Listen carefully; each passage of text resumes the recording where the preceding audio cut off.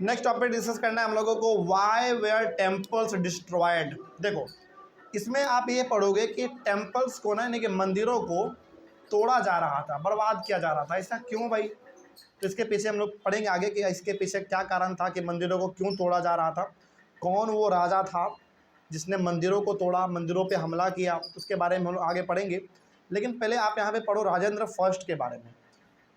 ये यहाँ पे जो आप पढ़ने जा रहे हैं राजेंद्र फर्स्ट के बारे में, एक बहुत इंपॉर्टेंट राजा हैं जिन्होंने बहुत अच्छे अच्छे कामों को किया था। क्या था इनके बारे में, क्या कहानी है, समझते हैं हम लोग सबके बारे में। Rajendra first, okay. तो टेम्पल्स को क्यों डिस्ट्रॉय किया गया, क्यों तोड़ा गया, क्यों बर्बाद किया गया, ये हम लोग सब समझेंगे। लेकिन पहले आप समझो राजेंद्र फर्स्ट के बारे में कि इनका क्या कंट्रीब्यूशन था इन सब चीज़ों में। देखो लिखा हुआ कि when the Chola king Rajendra first, ये जो राजेंद्र फर्स्ट है ये जो राजेंद्र फर्स्ट है ये किस डायनेस्टी का राजा था?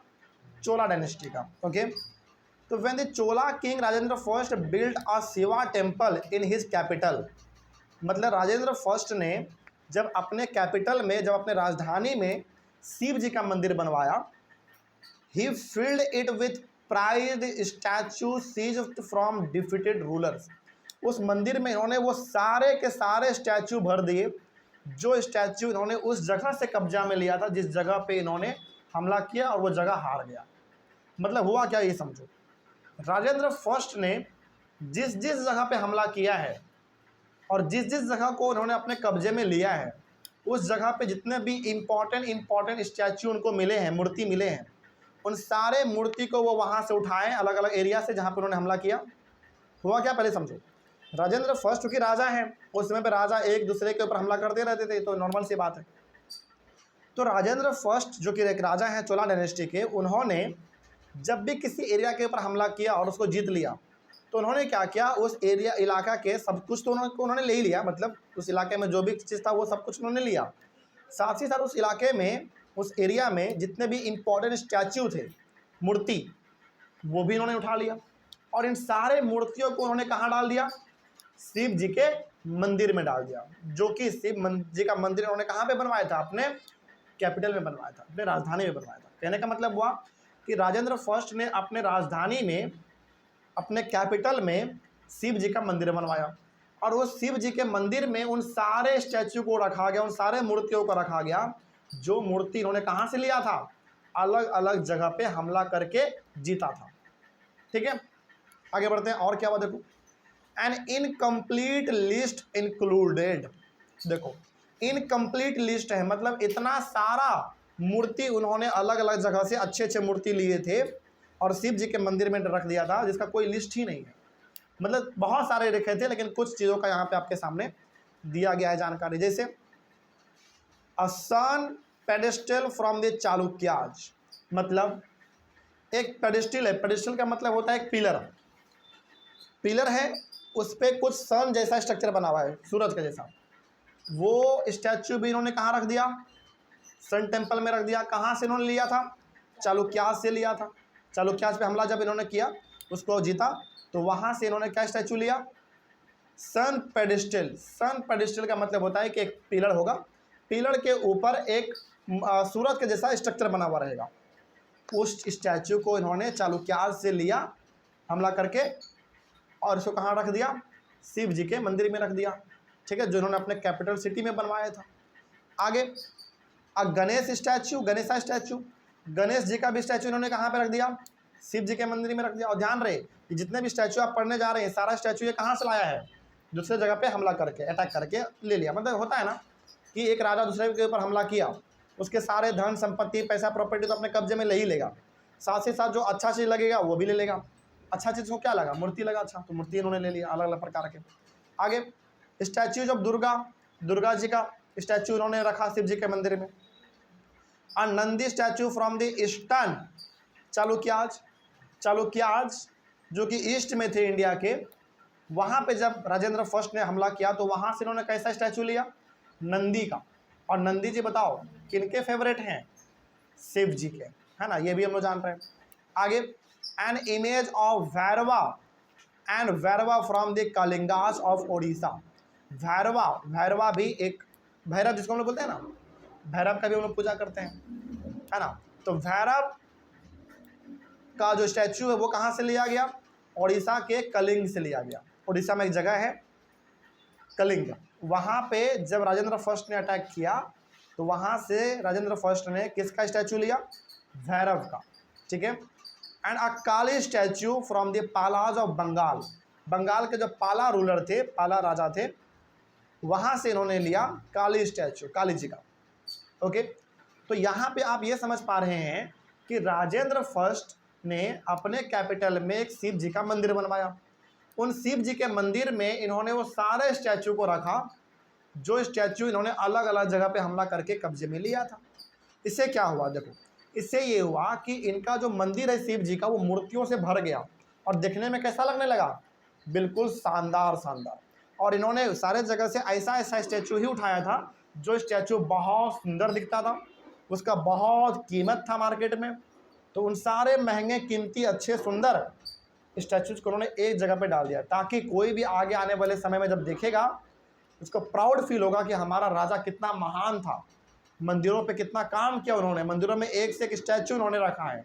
लेकिन हकीकत तो ये कि आधा से ज़्यादा स्टैचू उनका खुद का है ही नहीं, दूसरे के जगह से हमला करके वो अटैक करके लेकर आए हैं। लेकिन कुछ भी हो, लेकिन उन्होंने अपने मंदिर को सुंदर बनाने के लिए क्या कर दिया? सारे स्टैचू को वहाँ पर उन्होंने रख तो दिया था। और इसमें से ज़्यादातर स्टैचू किसके थे बताओ? गॉड के थे, देवी और देवताओं के स्टैचू थे। तो देवी और देवताओं के स्टैचू हैं तो उसको रखा भी कहाँ जाएगा? मंदिरों में रखा जाएगा भाई, आप उसको घर में तो रखेंगे नहीं, ठीक ना। ये हो गया हमारा राजेंद्र फर्स्ट के बारे में छोटा सा जानकारी कि उन्होंने क्या किया था। अब आप फाइनली समझो कि मंदिरों को डिस्ट्रॉय क्यों किया जा रहा था, मंदिर को क्यों तोड़ा जा रहा था। इसमें आप पढ़ोगे सुल्तान महमूद ऑफ गजनी के बारे में। ये सुल्तान महमूद आदमी का नाम है, ये कहाँ का था? गजनी का था। और गजनी हमारे इंडिया में बिल्कुल भी नहीं पड़ता, ये बाहर पड़ता है, ठीक है। मतलब सुल्तान महमूद आदमी का नाम है, राजा था ये, कहाँ का? गजनी का। ओके, इन्होंने हमारे इंडिया में मंदिरों के अंदर इतना तोड़ फोड़ किया है जैसा कोई हिसाब नहीं है। बहुत मंदिरों को उन्होंने डिस्ट्रॉय किया है। कैसे? देखो, Sultan Mahmud of Ghazni was a contemporary of Rajendra first. Contemporary का मतलब होता है कि जिस टाइम पे राजेंद्र फर्स्ट थे उसी टाइम पे हमारा सुल्तान महमूद भी था, ठीक है। मतलब राजेंद्र फर्स्ट रूल कर रहे थे इंडिया में और सुल्तान महमूद रूल कर रहे थे अपने इलाके में, यानी कि गजनी में। दोनों उस समय पे थे, ठीक है। मतलब जब राजेंद्र फर्स्ट थे उस समय पे हमारा सुल्तान महमूद भी था, लेकिन दोनों अपने अपने एरिया पे रूल कर रहा था। किसी को अभी तक फिलहाल किसी से कोई मतलब नहीं था। आगे, during his campaigns in the sub continent he also attacked the temples of defeated Kings and looted there wealth and idols. अब देखो होता क्या था, हमारे राजा जो थे ना उस समय पे इंडिया के, वो महंगे महंगे मंदिरों को कहाँ पर रखते थे? सर, महंगे महंगे मूर्तियों को कहाँ रखते थे? मंदिरों में रखते थे। और उस समय पे राजा मंदिरों पे खर्चा खूब करता था। मंदिरों में सोने का मूर्ति बनवा दिया, मंदिरों में सोने का पालकी बना दिया, मंदिरों में सोने का गेट बनवा दिया। मतलब राजा का अच्छा खासा जो खजाना है वो कहाँ रहता था? मंदिरों में रहता था। तो जब सुल्तान महमूद ने इंडिया के ऊपर अटैक किया तो राजा को, जिस राजा के ऊपर उन्होंने अटैक किया उस राजा को तो उन्होंने मार ही दिया। साथ ही साथ उस राजा का खजाना तो लूट ही लिया, साथ ही साथ उन्होंने मंदिरों को भी नहीं छोड़ा। क्यों? क्योंकि सुल्तान महमूद को पता था कि इंडिया के राजा जो हैं वो सबसे ज़्यादा अपना पैसा खर्च कहाँ करते हैं? मंदिरों में करते हैं। कैसे? सोने का मूर्ति बनवा दिया, सोने का पालकी बनवा दिया, सोने का गेट बनवा दिया, सोने का खिड़की बनवा दिया। इस प्रकार के राजा सोने के चीज़ों को मंदिर में बनवाते रहते थे। तो जब सुल्तान महमूद ने इंडिया के राजाओं के ऊपर अटैक किया तो हार गए राजा। हमारे बहुत सारे राजा जो हारे थे सुल्तान महमूद से, तो उन्होंने उसके सारे धन संपत्ति, पैसा, प्रॉपर्टी, खजाने को तो लूटा ही लूटा, साथ ही साथ सुल्तान महमूद ने जितने भी मंदिर बनाए थे हमारे राजाओं ने, उसको कितने लूट लिया? सुल्तान महमूद ने लूट लिया। क्योंकि उसको पता था कि इंडिया का जो राजा है वो बहुत पैसा खर्च करता था किस पे? मंदिरों पे। तो यदि हम मंदिरों के ऊपर भी अटैक करके उसको लूट लेंगे तो बहुत सारे सोना चांदी हमारे हाथ में आ जाएगा, मूर्तियों का, है कि नहीं। आगे बढ़ते हैं। उसके बाद, by destroying temples specially the one at Somnath. Somnath मंदिर बहुत फेमस है गुजरात में, ऑब्वियस सी बात है। तो he tried to win credit as a great hero of Islam. मतलब सुल्तान महमूद कौन थे? मुस्लिम राजा थे, नाम से मालूम चल रहा होगा आपको। तो इन्होंने क्या किया, गुजरात के अंदर एक सोमनाथ मंदिर हुआ करता था, आज भी है मंदिर, बहुत फेमस मंदिर है, बहुत फेमस मंदिर है, पहले भी था आज भी फेमस है। तो सोमनाथ मंदिर के ऊपर इन्होंने अटैक किया और जितने भी मूर्ति हमारे सोने चांदी के बने हुए थे, मतलब मंदिरों में जितने भी सोने चांदी सब अवेलेबल थे, सारे इन्होंने अपने कब्जे में ले लिए। तो मंदिरों को क्या कर दिया इन्होंने? तहस नहस कर दिया, सारे चीज़ों को अपने कब्जे में ले लिया। इससे ये हीरो बन गए। किसका? मुस्लिम लोगों का ये हीरो बन गए। ये दिखाना चाहते थे कि हमने क्या किया, हिंदुओं के मंदिरों पे अटैक किया और उसको अपने कब्जे में हमने ले लिया। ठीक है, आगे बढ़ते हैं। तो सोमनाथ मंदिर का जो कहानी है ना, बहुत लंबा कहानी है, इसके बारे में कभी टाइम मिलेगा तो आपको हम बताएंगे स्पेशल तरीके से। लेकिन अभी आप फिलहाल समझो कि उस समय पे सोमनाथ मंदिर बहुत बड़ा मंदिर हुआ करता था, मतलब बहुत बड़ा, मतलब बहुत बड़ा, बहुत ज़्यादा खजाना उसमें राजा अपना रखता था। उसको भी अटैक कर लिया। किसने? सुल्तान महमूद ने। ठीक है ना, आगे बढ़ते हैं। और इस तरीके से वो क्या बन गया? इस्लाम का हीरो बन गया। इस्लाम मतलब मुस्लिम लोगों का वो हीरो बन गया कि देखो हमने हिंदुओं के मंदिर पर अटैक किया, उसको अपने कब्जे में ले लिया, इस तरीके से। आगे, most rulers displayed there political might and military success by attacking and looting the places of worship of defeated rulers. उस समय पे जो राजा जिसके ऊपर अटैक किया और वो मान लो हार गया, मतलब मान लो राजा ए ने राजा बी के ऊपर अटैक किया और राजा बी हार गया, तो जो राजा ए है वो ऑब्वियस सी बात है जीत गया। वो क्या करता था? अपने पावर को शो करता था। कैसे? उस राजा के सारे खजाने को लूट के, सारे धन संपत्ति को लूट के वो दिखाता था कि हम कितना महान हैं, हमने इनके ऊपर अटैक किया, इनके सारे चीज़ों को हमने अपने कब्जे में ले लिया। तो ये भी एक तरीका होता था अपने पावर को शो करने का। कैसे करते थे? क्या करते थे? अटैक किया, एक राजा हार गया, तो राजा तो हारता ही था, जान से वो जाता ही जाता, जान से चला गया, वो हार गया मतलब जान से मार दिया। अब उसका सारा प्रॉपर्टी छीना जाएगा, उसके सारे खजाने छीने जाएंगे। साथ ही साथ यदि उस राजा ने कोई मंदिर बनवाया होगा तो मंदिरों पर अटैक करके उन सारे मंदिरों के खजाने को भी लूट लिया जाएगा। सुन रही बात? इससे क्या होता था? जो राजा जीत गया वो क्या करता था? अपने पावर को शो करता था कि हम इतने महान हैं, हमने इसके ऊपर अटैक किया, हमने जीत लिया, ये कर लिया, वो कर लिया।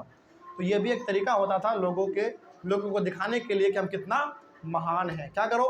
अटैक करो, उसको हरा दो और उसके सारे के सारे जितने भी वर्शिप प्लेस है, वर्शिप मतलब मंदिर वगैरह यदि हैं, उनको अपने कब्जे में ले लो और उसके अंदर जितने भी प्रॉपर्टी है, मतलब खजाना हो जाना है, सोना चांदी वगैरह सबको छीन लो, अपने कब्जे में कर लो।